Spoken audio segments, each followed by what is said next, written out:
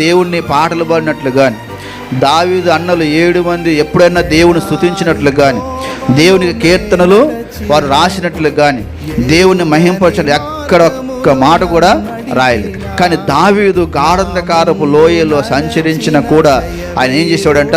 ప్రార్థన చేసేవాడు, దేవుని స్తుతించేవాడు, పాటలు పాడేవాడు, మహింపరిచేవాడు.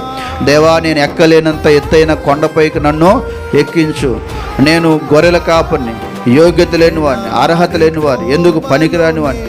దేవా, నేను అడవిలో తిరుగుతున్నాను, ఎడారిలో తిరుగుతున్నాను, కొండలో తిరుగుతున్నాను, రాళ్ళలో తిరుగుతున్నాను, మొలలో తిరుగుతున్నాను, నువ్వు తప్ప నాకు తోడు లేరు, నన్ను జ్ఞాపకం చేసుకోమని ప్రార్థన చేసుకుంటూ దేవుని మీద ఆధారపడి బ్రతికాడు.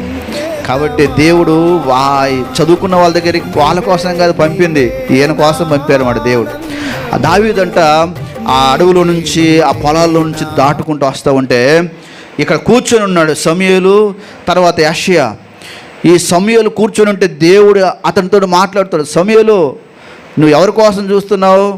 ఆ 7 మంది కోసం కాదు, అద్దుగదుగదుగు వస్తున్నాడు చూసావా, నేను కోరుకున్నవాడు అతడే. దేవుని స్తోత్రం. నువ్వు లేచి పరిగెత్తుకుంటూ అతను నీ దగ్గర రావటం కాదు, నువ్వు పరిగెత్తుకుంటూ అతని దగ్గరికి వెళ్ళాలి. అతని దగ్గరికి వెళ్ళిపోయి అతని మీద తైలం పోసి అతన్ని రాజుగా చేయమన్నాడు. అప్పుడు సమూయేలు అంట అక్కడ నిలబడ్డ వ్యక్తి పెద్దవాడు కదా, పరిగెత్తుకుంటూ వెళ్ళిపోయి దావీదు మీద మెడ మీద పడి ముద్దు పెట్టుకొని అక్కడే అతన్ని మోకరింపు చేసి తైలం పోసి అతన్ని రాజుగా అభిషేకం చేశాడు. దేవుని స్తోత్రం. దేవుడు అక్కడ దావీదుని బట్టి మాట్లాడిన మాట ఏంటంటే, నేను కోరుకున్నవాడు ఇతడే, ఇతడు కావాలి నాకు, నేను ఏర్పాటు చేసుకున్నవాడు ఇతడే.